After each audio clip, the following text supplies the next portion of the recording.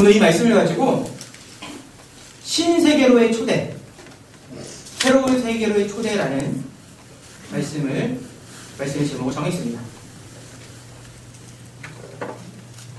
혹시 그런 생각 해보신 적 있으세요?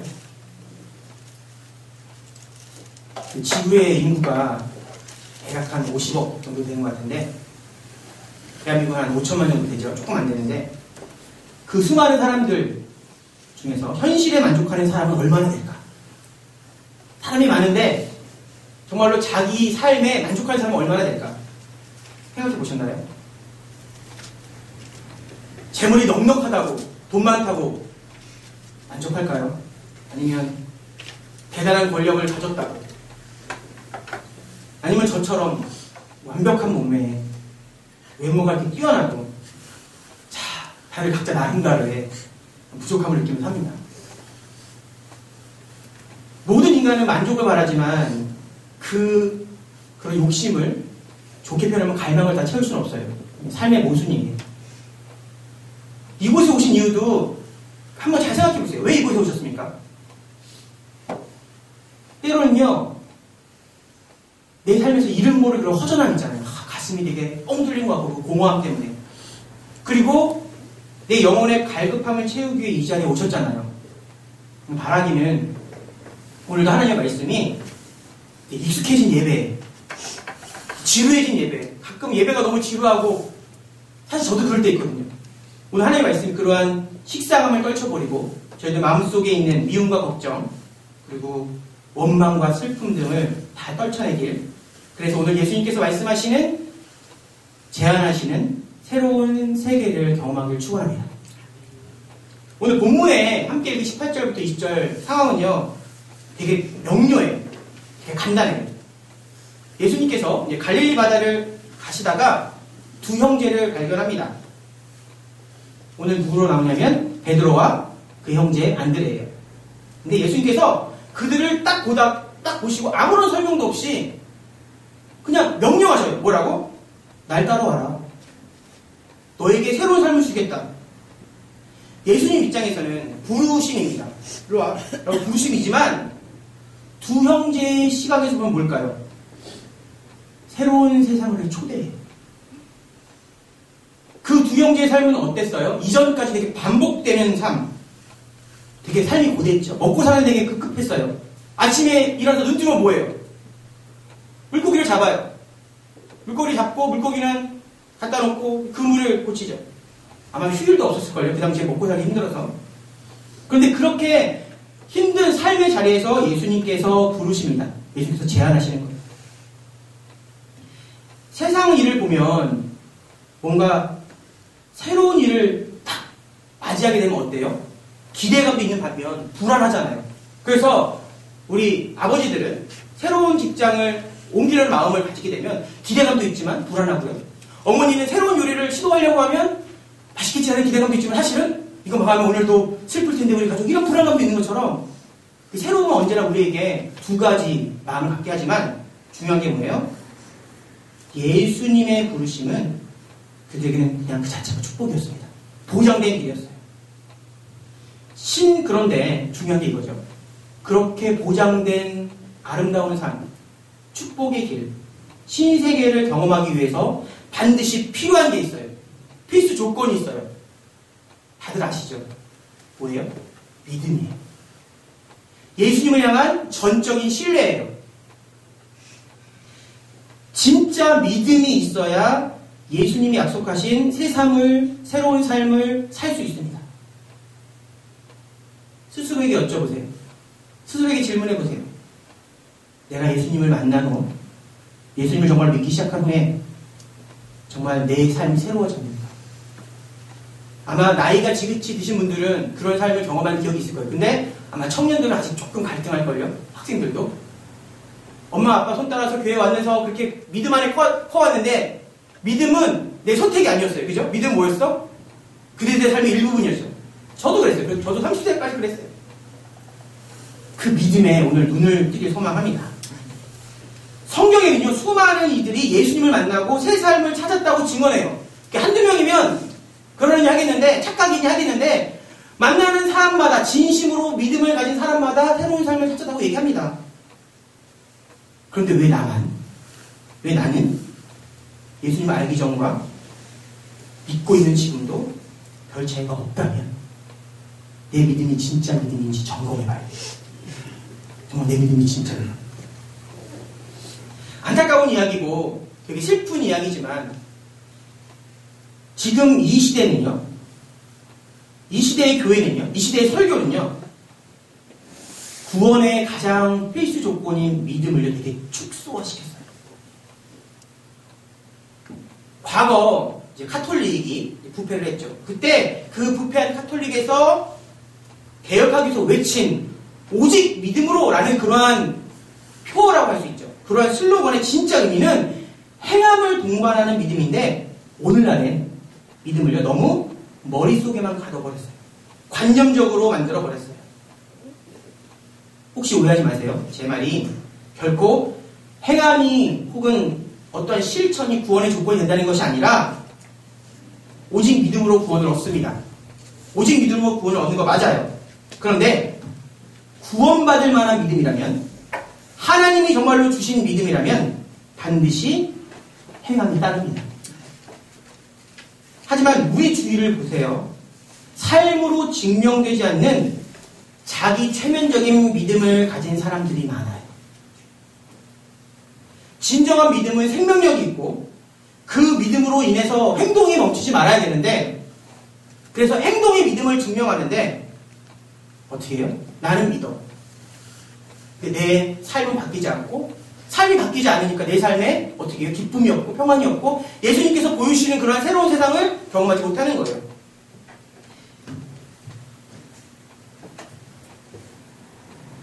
영혼이 없는 몸은 죽은 것과 같이 행함이 없는 믿음은 죽은 것이니라. 너무나 익숙한 말씀이죠.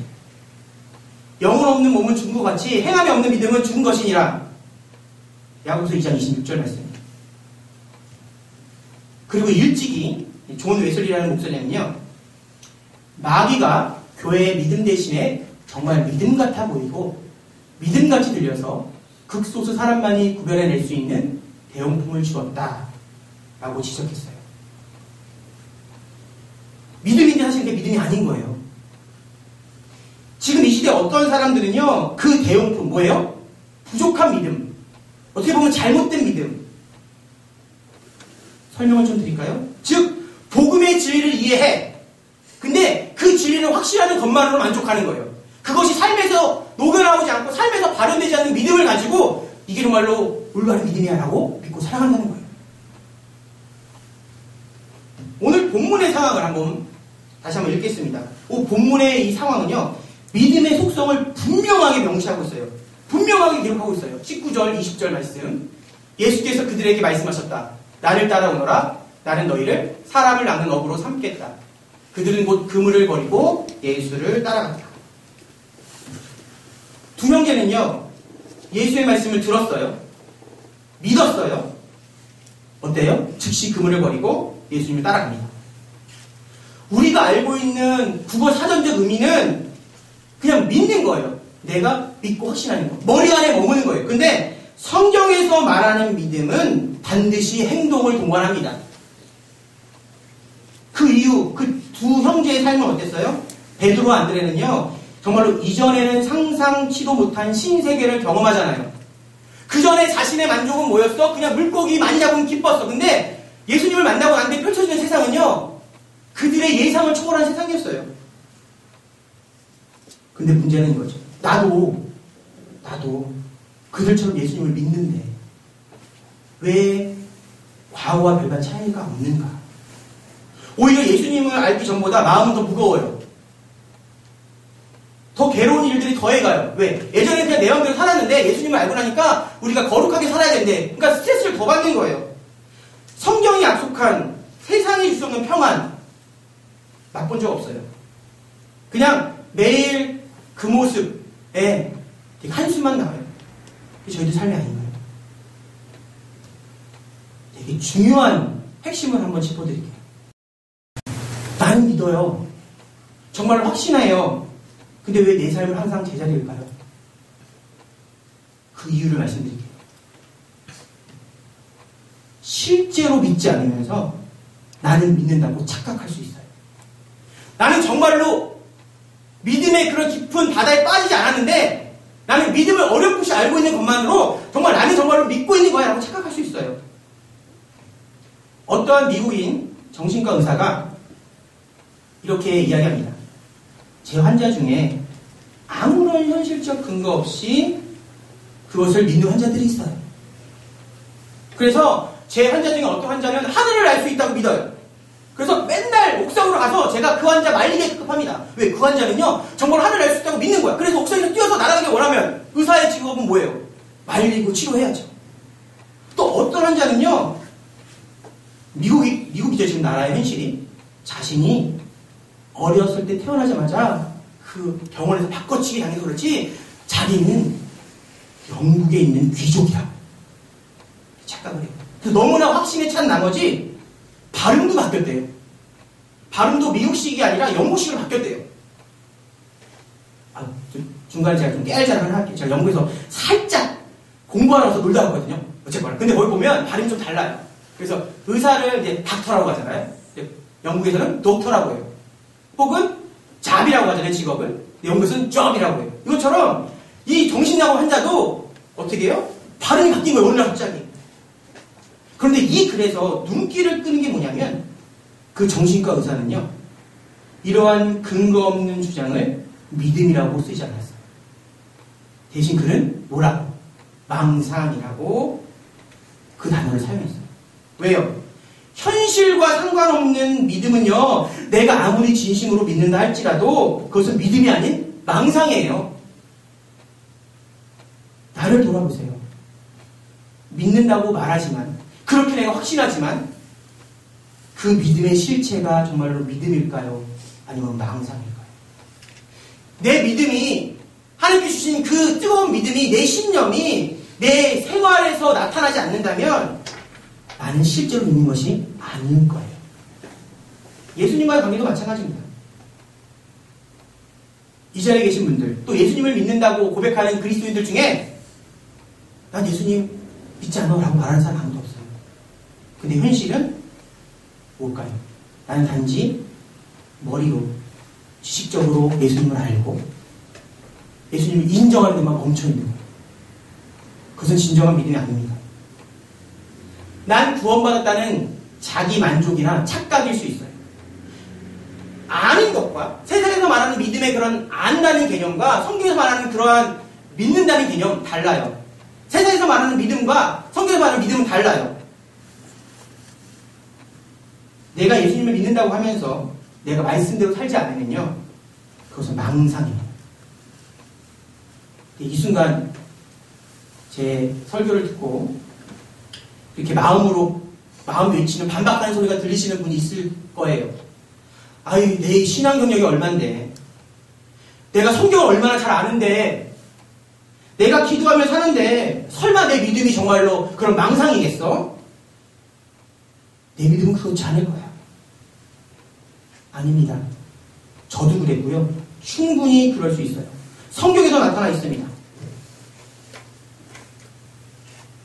마태복음 16장 21절, 그때부터 예수께서는 자기가 반드시 예루살렘에 올라가야 하며 장로들과 대제사장들과 율법학자들에게 많은 고난을 받고 죽임을 당해야 하며 사흘째 되는 날에 살아나야 한다는 것을 제자들에게 밝히기 시작하셨다. 이에 베드로가 예수를 따로 붙들고 주님 안 됩니다. 절대로 이런 일이 주님께 일어나서는 안 됩니다 하고 말하면서 예수께 대들었다.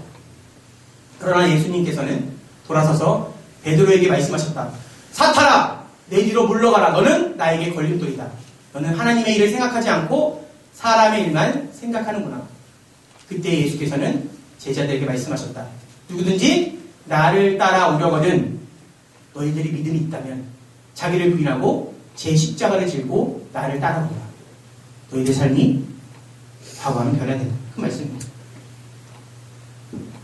아까 오늘 첫 번째 요절이 뭐였죠? 예수님께서 베드로를 불렀어요. 안드레를 불렀어요. 그들 분명히 신세계를 경험했을까요? 안 했을까요?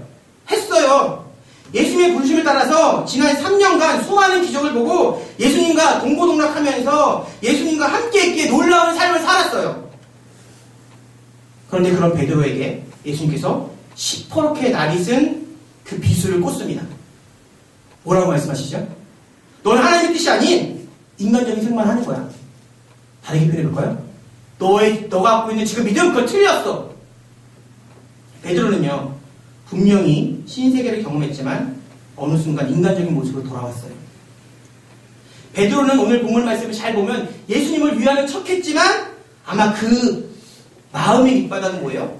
나의 이익을 놓치기 싫었을 거예요. 예수님이 가버리면 내 삶이 어떻게 될까? 지금처럼 이렇게 놀라운 기적, 이게 풍요한 삶, 어떤 의미에서 그 마음으로, 영적으로, 물질로도 풍요한 삶일지도 모를 거예요. 그걸 놓치기 싫었어요. 그런 베드로와 믿음을 잃어가고 있는 나의 모습 거의 비슷해요. 나도, 여기 계신 우리 성도님들도 한때 가슴 떨리게 예수님을 믿던 그 시절이 있었어요. 예전엔 기도 응답도 이렇게 자주 받았어요.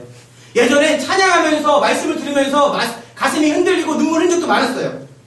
그런데 그런 감격과 기쁨은 어느새 정말 아침 이슬처럼 사라지고 지금 내 편안과 내 욕심에만 관심을 쏟고 살아갑니다. 그게 제 모습이라고요. 때로는 여기 계신 분들의 모습이기도 할 거예요. 기도해요. 근데 기도가 어떻게? 나만을 위한 기도를 하죠. 언제부터 설교가 귀에 안 들어와요. 예배는 지루해요. 조심하십시오. 내 믿음을 끊임없이 돌아보지 않으면 그 순수했던 믿음이 망상으로 변질될 수 있습니다. 예수님께서 베드로와 안드레를 부르셨을 때 순수한 믿음으로 나아갔습니다. 모든 것을 버릴 만한, 삶을 바꿀 만한 그런 믿음이 있었어요. 근데 그가 어느 순간에 마음이 흔들리고 악한 마귀가 마음에 들어오기 시작하면 예수님이 그러한 경고를 받는 믿음으로 떨어지는 거예요. 우리도 그럴 수 있다는 거예요. 고린도전서 15장 31절입니다. 형제들아, 내가 그리스도 예수 우리 주 안에서 가진 바 너희에게 대한 나의 자랑을 두고 반하노니 나는 날마다 죽노라. 그렇게 한평생 믿음과 삶을 하나 보여줬던 그 사도 바울의 고백이 뭐예요? 내가 자랑할 게 있는데 뭐냐면 나는 날마다 죽는다는 거예요. 다시 표현해볼까요? 사도 바울은 나는 날마다 내 믿음을 점검하는 거예요. 나는 날마다 내 인간의 생각을 버렸다는 거예요. 나는 날마다 믿음이 머리로 멈추지 않고 내 삶으로 들어갔다는 거예요. 믿음의 가정 여러분, 진정한 믿음이란 과거의 그 좋았던 추억을 곱씹는 것이 아니에요. 바로 지금 행동하는 거예요. 살아있는 믿음이란 현재 나의 일상에서 예수님의 가르침을 끊임없이 실천하는 거예요. 내가 조금 더 사랑하고, 내가 조금 더 용서하고, 내가 조금 더 웃어주고, 예수님을 믿는다는 것은요, 예수님을 따른다는 것은요, 풍요한 삶, 쉬운 삶을 누린다는 것이 아닙니다. 예수님을 믿는다는 것은요, 때론 힘들어도, 고달파도, 억울하고, 때론 내가 손해볼지라도 거룩한 삶을 사는 거예요. 예수님을 믿는 거는요, 쉬운 삶이 아니라 어떤 삶이에요? 거룩한 삶인 거예요. 근데 우리는요, 예수님을 믿으면 되게 풍요한 삶, 거룩한 삶을 생각하죠. 아니, 그건 내 착각이에요. 내 망상이에요. 이 자리에 있는 믿음의 가족분들, 우리의 믿음이 행동으로 증명되길 진심으로 축원합니다. 그러면요, 내 삶이 바뀌고요, 내 가족이 바뀔 거예요. 죄송합니다. 주일 오전부터 이렇게 소리 지르고 부담되는 말씀을 드려서. 근데 올해 마지막 말씀이에요. 하나님께 주신 말씀이에요. 사실 거룩하게 살기 싫은 분은 한 분도 없을걸요? 저부터 시작해서 여기 계신 분들 다 선하고 거룩하게 살기 원하시잖아요. 근데 문제는 뭘까요? 마음은 원하지만 내 삶이 이렇게 안 된다는 거예요. 우리는 매번 새롭게 다짐합니다. 근데 놀랍게 새롭게 매번 무너져요. 그게 우리의 삶이에요. 오늘도 이제 앞으로 기도해야지. 앞으로 우리 남편을, 우리 아내를, 부모님을, 내 자녀를 사랑해야지. 아마 다짐 몇 번 하셨어요. 골몇 번이 아니라 하루에도 수십 번 하실걸요. 근데 무너져요. 인간의 한계입니다. 그래서 탈출구가 있죠. 기적이 일어나죠. 갈라디아서 5장 22절 23절 오직 성령의 열매는 사랑과 희락과 화평과 오래 참음과 자비와 양성과 충성과 온유와 절제니 이 같은 것을 금지할 법이 없느냐. 예수님이 대신 가시면서 보내주신 성령님이 오시면, 우리가 성령님의 도움을 받으면 그걸 살 수 있다는 얘기예요. 너무나 다 알고 계시는, 이미 알고 계시는 죄송합니다. 알고 계시는 말씀이에요. 성령님께서 내 마음에 오시면 아름다운 삶, 거룩한 삶을 살 수 있습니다. 이제까지 우리가 매번 자꾸 잊어버린 게 뭐냐면, 성령님의 도움이 가장 중요하고 그거 첫 번째 기도 제목이어야 되는데, 성령님을 잊고 내 열심과 내 노력으로, 내 의지로 해보려고 한 게, 그게 우리의 문제예요. 내가 어떻게 해보려고 한 것이 우리의 실패의 원인이에요. 걱정하지 마십시오. 예수님께서 약속하셨죠? 누가복음 11장 13절. 너희가 악할지라도 좋은 것을 자식에게 줄 줄 알거든 하물며 너희 하늘 아버지께서 구하는 자에게 성령을 주시지 않겠느냐 하시니라. 우리가 진심으로 구하면, 내 고집을 버리고 성령님이 정말로 내 삶에 오시기를 간절히 원하면 그분께서 오십니다. 예수님은 이 땅에 사시는 동안 단 한 번도 실언치 않으셨어요. 한 번도 그분의 말씀이 이루어지지 않은 것이 없어요. 오늘도 우리에게 똑같이 말씀하시는 거예요. 너의 삶이 힘들지, 괴롭지, 너 고집대로 인생 그만해. 성령님을 너희가 간절히 원하면 그분께서 너의 삶을 바꿔주실 거예요. 그 말씀이에요. 그리고 그 성령님께서 오시잖아요.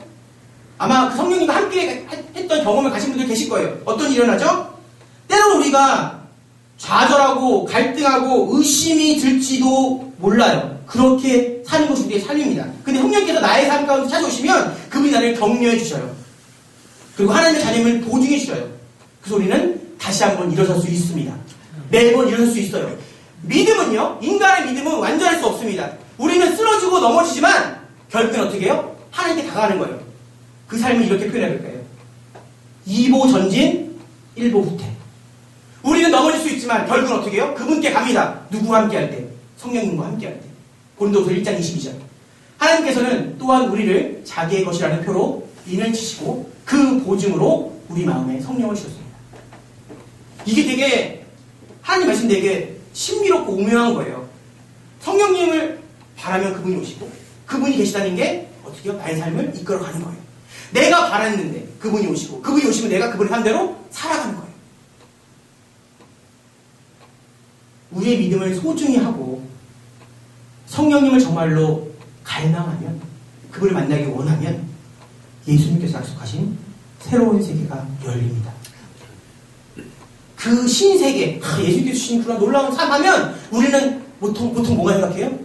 천국 가는 거예요. 그래서 눈물 흘리면서 이 삶은 너무 고달프지만 천국에 가면 행복할 거야.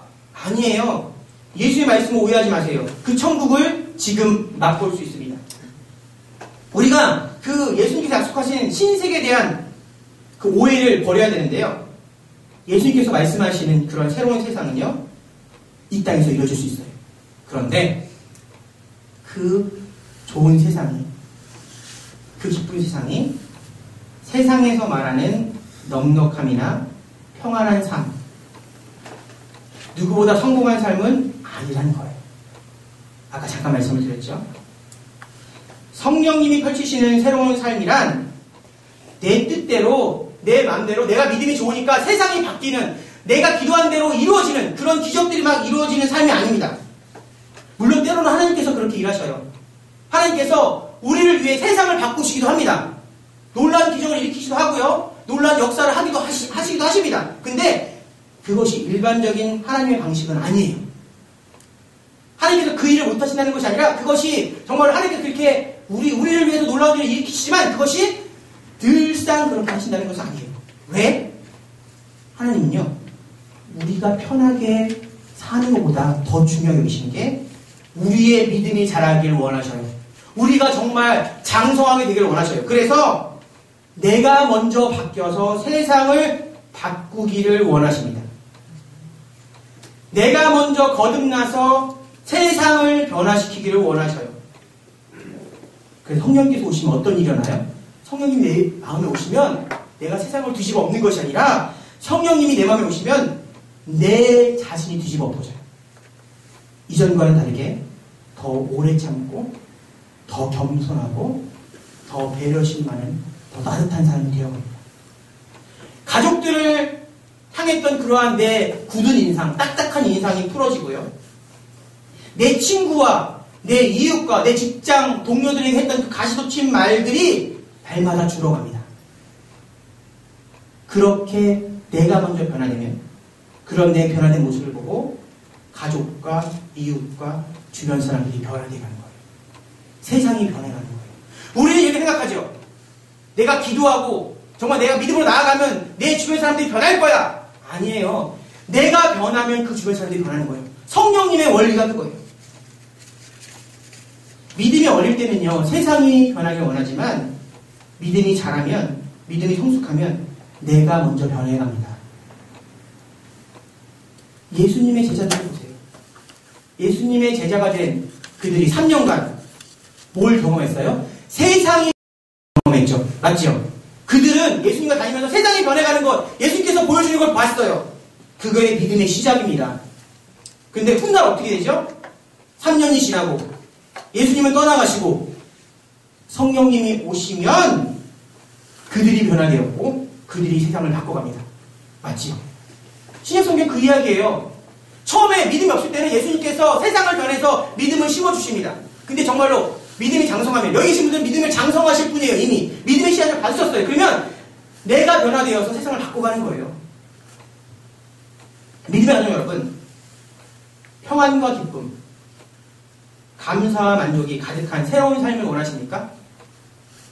그러한 신세계를 맛보기 원하신다면 가장 중요하게 성령님을 내 삶의 주인으로 모셔야 됩니다. 그분이 오시면, 내가 바뀌면 그 전에 내 짜증나던 일상이, 힘들던 내 하루가 더 이상 짜증나서 힘들지 않아요. 그리고 나로 인해서 내 이웃들이, 내 가족들이, 내 친구들이 변해갑니다. 왜? 아, 저 사람을 보니까 정말로 예수님을 믿으면 저런 기쁨이 일어나는구나. 저런 삶의 변화가 있구나. 그들이 변해가는 거예요. 그들도 나처럼 변해가는 거예요. 빛과 소금의 삶, 뭔가 거창해 보이는 그게 아니라 내가 변해가면 빛과 소금의 삶이 이루어집니다. 바라기는 어떠한 기도 제목보다 성령님께서 내 삶에 동행하시기를 간절히 원하는 믿음의 가족의 일을 축원합니다. 한 달 전쯤이에요. 청년부 예배를 마치고 도란도란 모여서 이야기를 나누는데 한 청년이 저에게 이런 말을 했어요. 이 청년이 그렇게 공부를 썩 좋아하는 스타일 아니에요. 중학교 때부터 만났는데 이런 말을 했어요. 목사님, 저는 이제껏 책을 왜 읽는지 이해할 수가 없었대요. 너무 지루하고 책만 보면 졸렸대요. 근데 지난주에 그 책 읽는 이유를 알았대요. 제발 목사님, 정말 제 마음에 쏙 드는 책이 발견했는데 제가 책 한 권을, 이렇게 두꺼운 책 한 권을 이틀 만에 다 읽었대요. 책 읽는 게 너무 재밌대요. 뭐예요? 20살이 넘어서 그 청년은요, 이제껏 몰랐던 신세계를 경험한 거예요. 그 참된 맛을 아는 거예요. 주변을 한번 둘러보세요. 술 좋아하시는 분들 있죠. 그분들은요, 저희들은 모르는 술로 인한 신세계를 아시는 분들이에요. 여기서 웃으시면 안 돼요. 웃으시는 분들은 그 경험 없신 분들인데 웃으시면 안 되는데, 어떤 신세계? 저도 잘 몰라요. 제가 상상해봤어요. 이런 거죠.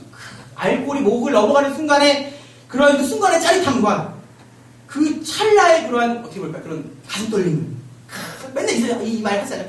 하면서 좋아. 그걸 아시는 분들이에요. 저도 의심하지 말아주세요. 그 다음에 담배를 끊지 못하는 분들 계시죠? 그분들 뭐라 그래요? 제가 찾아봤어요. 그 담배 그 한 모금이 주는 그 여유와 정신적인 유연이 있대요. 힘들고 스트레스 받을 때 한 모금 하면 그분들은 저희들이 몰라야 합니다. 모르는 신세계를 아시는 분들이에요. 또 긍정적인 건 어떤가요? 어떤 분들이 그 요리하는데 기쁨이 있으세요. 난 요리할 때 즐기고. 어떤 분들은 어떤 학생들은 운동하는데 그 축구 찰 때 정말 기쁘대요. 믿기지 않겠지만 공부가 재밌다는 학생도 있어요. 저도 잘 안 믿겨요. 나쁜 것이 아니라면요, 남들이 경험하지 못하는 신세계를 아는 거, 그거 되게 좋은 축복이에요. 그런데 그런 세상적인 경험도 중요한데 예수님께서 초대하시는 그런 신세계는 얼마나 멋질까요? 우리는 항상 욥의 불평처럼 하나님을 귀로만 들어요. 바라기는 눈으로 뵙고 그분을 만나기를 축원합니다. 예수님께서 제안하시는 그런 신세계를 맛보기를 축원합니다. 그 방법이 뭐예요? 성령님께서 내 마음에 찾아오셔서 진정한 평안과 기쁨을 누리게 되는 거예요. 믿음의 아들 여러분, 이제는 무엇이 진리인지를 다시 한번 아셨어요. 이미 알고 있었지만 다시 한번 이렇게 되새겨보셨어요. 하나님께서 이제는 내 식어진 마음을 회복하시고, 그래서 내 생각과 태도가, 내 인생의 목적이 바뀌게 해달라고 기도하며 사시길 소망합니다. 하나님, 내가 정말로 기쁨을 느끼는 그 기쁨의 이유가 내 정말로 삶의 목표를 이제는 바꿔주셔서, 그래서 성령님께서 내 삶 가운데 오셔서 그분이 주시는 기쁨과 감격이 우리의 삶 가운데, 여기 계신 모든 믿음의 가족들의 가정과 학교와 일터 가운데 충만하시기를, 가득하기를 주님 이름으로 축원합니다. 기도하겠습니다.